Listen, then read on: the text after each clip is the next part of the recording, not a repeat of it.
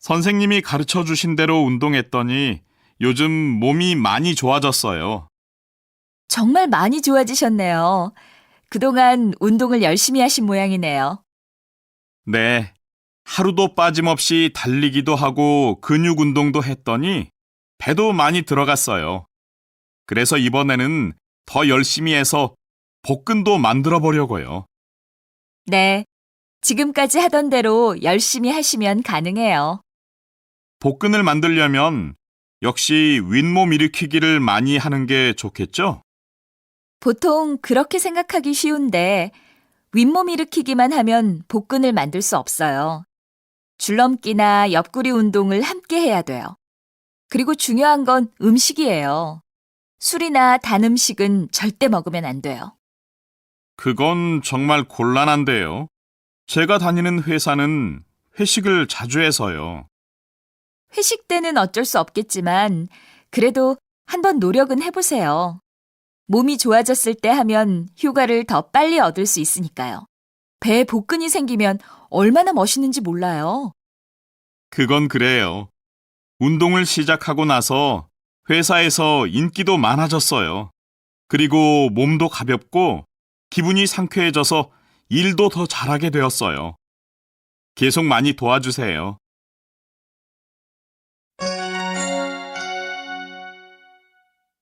스티븐, 뭐 하고 있어? 휴대폰을 새로 샀는데 사용법을 몰라서 이것저것 해보고 있는 중이야. 휴대폰을 또 바꿨다고? 새로 산 지 1년도 안 됐잖아.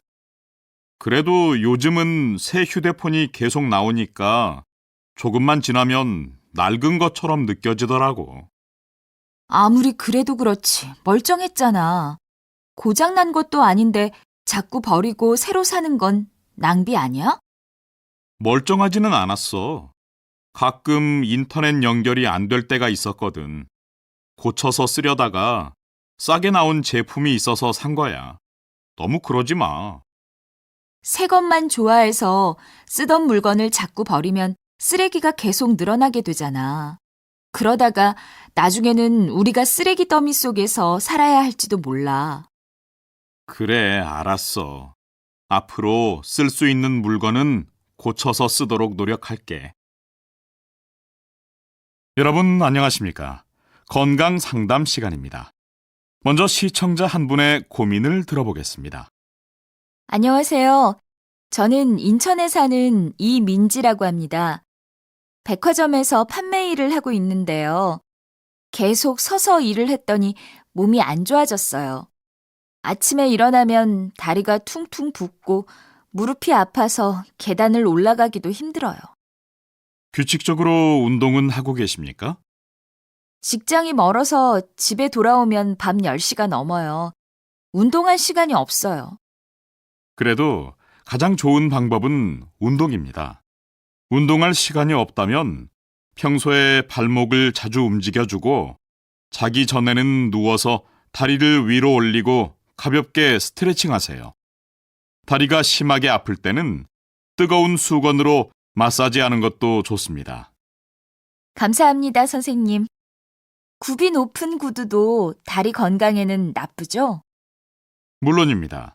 하지만 굽이 너무 낮은 구두도 안 좋습니다. 3cm 정도가 적당합니다. 네, 잘 알겠습니다. 가은아, 너 지난 토요일에 서울극장에 갔지? 어떻게 알았어? 극장에서 너 봤는데 영화가 금방 시작돼서 인사를 못했어. 그런데 같이 온 사람들은 누구야? 오빠하고 남자친구야. 가은이 너 남자친구 생겼어? 얼마 전에 소개받았어. 그래? 어떤 사람이 남자친구야? 키가 크고 머리가 긴 사람?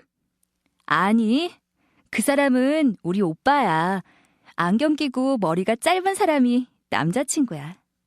아, 그 사람이 남자친구구나. 그 사람 어떤 점이 마음에 들어?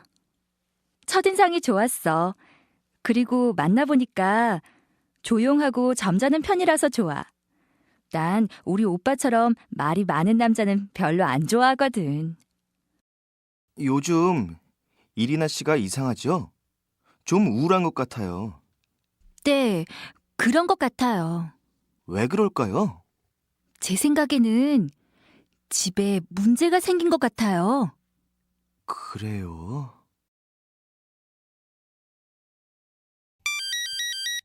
여보세요? 소라 씨, 안녕하세요. 저 램핑인데요. 앤디 씨가 전화를 안 받아요. 앤디 씨 잠깐 나갔어요. 언제쯤 돌아올까요? 금방 온다고 했어요. 그럼 제가 전화했다고 전해주세요. 네, 알겠어요. 안녕히 계세요. 안녕히 계세요. 제니 씨, 제가 요즘 많이 피곤해요. 어떻게 하면 좋을까요? 그래요? 그럼 가벼운 운동을 좀 해보세요. 친구가 운동을 하라고 해서 해봤어요. 그런데 운동을 해도 좋아지지 않아요.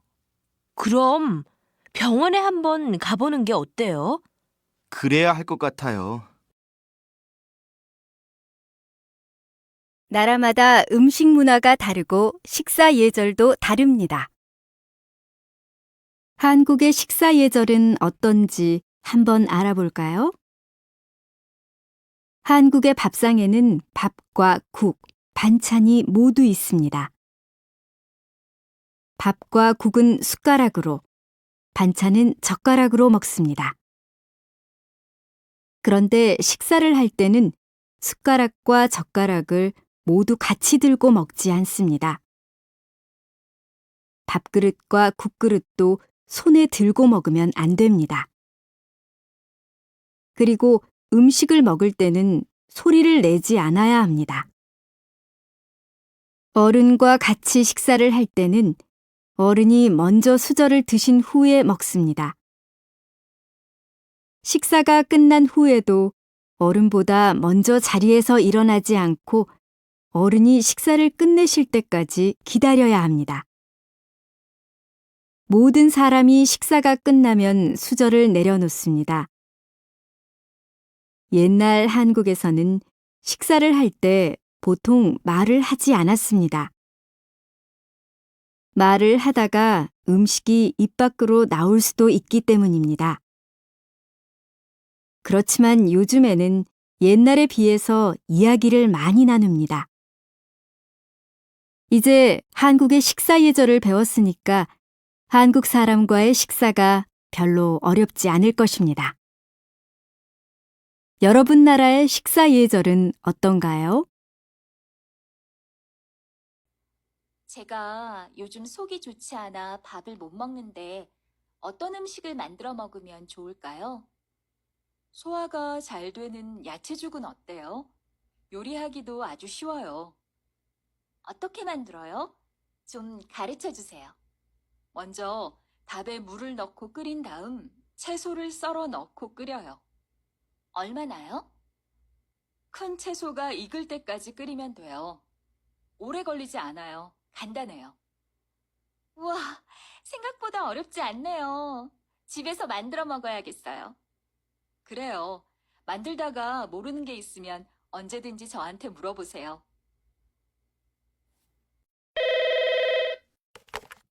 안녕하십니까. 세종은행입니다. 무엇을 도와드릴까요? 통장을 만들고 싶은데요. 어떤 서류가 필요한지 알고 싶어서 전화했습니다. 네, 고객님. 계좌를 개설하려면 본인 확인을 위해서 신분증이 필요합니다. 그리고 계좌 개설 목적에 따라 필요한 서류가 다릅니다. 무슨 목적으로 계좌를 개설하려는지 알려주시면 필요한 서류를 안내해드리겠습니다. 네, 저는 외국인 유학생이고요. 이번 학기에 장학금을 받게 되었는데 장학금을 수령할 계좌가 필요합니다. 외국인이시면 외국인 등록증이 필요하고요. 재학증명서를 함께 준비해주세요. 그리고 신청서도 제출하셔야 하는데 그건 은행에 와서 작성해 주시면 됩니다. 그렇군요. 그런데 꼭 은행에 방문해야 해요? 지난주만 같아도 방문할 수 있었을 텐데 지금은 시험 기간이라 방문하기가 어려운데요. 한 번은 꼭 오셔야 합니다. 시간이 날 때 방문해 주십시오. 네, 알겠습니다. 감사합니다.